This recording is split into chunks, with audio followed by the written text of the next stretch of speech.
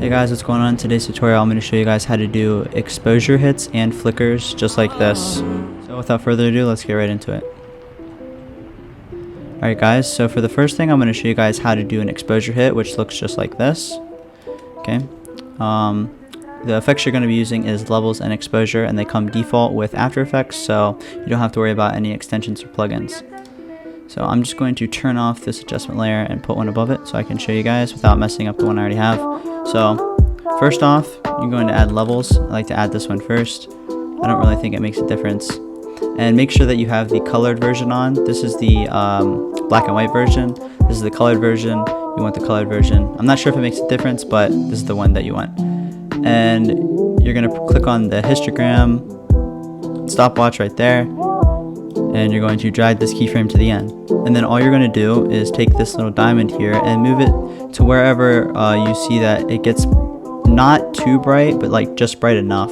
You don't want it to be like piercing your eyes, okay? You want it to be, I mean, for this clip it's about halfway. You can see that it's going to get brighter the more and more you get closer to the levels here. So I'm keeping it about here for right now. This is going to be the exposure that's in the background. That's like the clean exposure that goes from high to low throughout the whole scene. And now what you're going to want to do is you're going to want to add exposure onto the clip, and you're basically just going to want to turn the exposure up until whatever looks good.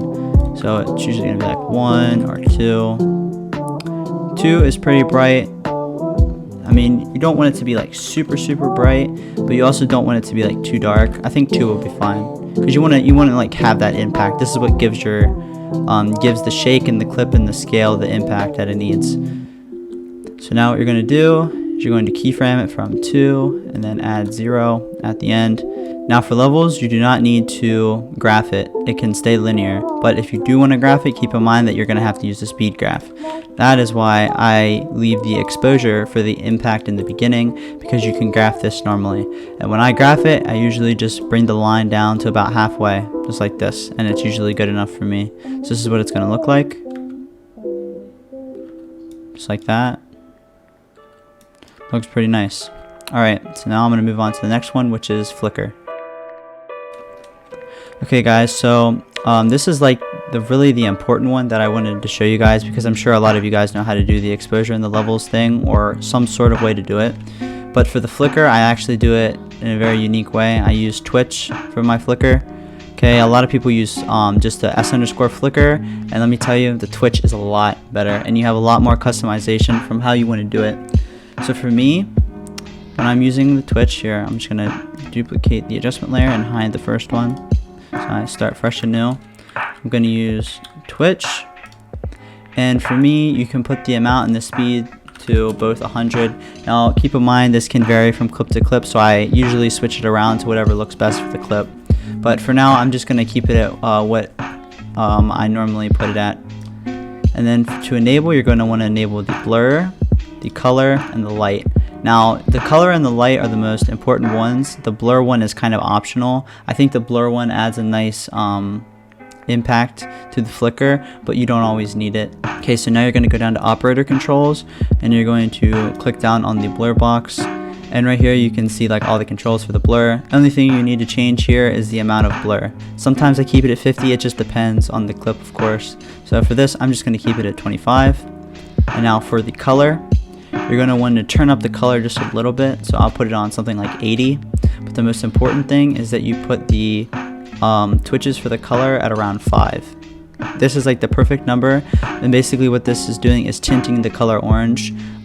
Usually when you're using the exposure hits, it usually has more of a orangey yellow hue, so that's why you're using this orange color here for the color of the flicker. And now for the last one, which is the light, only thing you need to do here is just give the light a lot of impact, because you want this color to be the one that's twitching the most, and you want the light to be twitching the least but with the most amount, so it kind of like counteracts each other. And then all you're going to do is graph the amount and the speed, and then go to the next mark or wherever you want it to end, and you put 0 for both of them. And then what I'm going to do is easy ease them. Okay, so for the amount, you're going to graph it just like this. You just drag this bottom one all the way to the left while holding shift to keep it down on the the bottom. And then I usually hold shift and bring this one just a little bit to the right. And what this is doing is keeping the amount in the beginning high enough so that you get the impact, but then as soon as the impact is over, it swoops down. And then for the speed, what you're going to do is a similar graph like this, but this one you're going to want to pull more towards like 75% of the distance it can go across, something like this, because you want the speed to be fast in the beginning, but then as the other one is drooping down, you want the speed to dip down as well. So this is what the flicker will look like, just like that. And of course you can mess around with it. So say for example I didn't want the color to be as bright, I can turn down the color a little bit. And if I don't want this to be as bright, I can turn down this a little bit. And then because I turn those down, I can bring across the amount a little bit more. And basically you just mess around with it just like this. For the one that I'm using on this clip originally, I have it on 84 and 72, 50. These are just the settings that I had for this one in specific, and this is what it looks like. You basically just have to time it because the twitches are on, because the amount and speed of the twitch controls everything here, but each one of them have their own individual like ticks per second.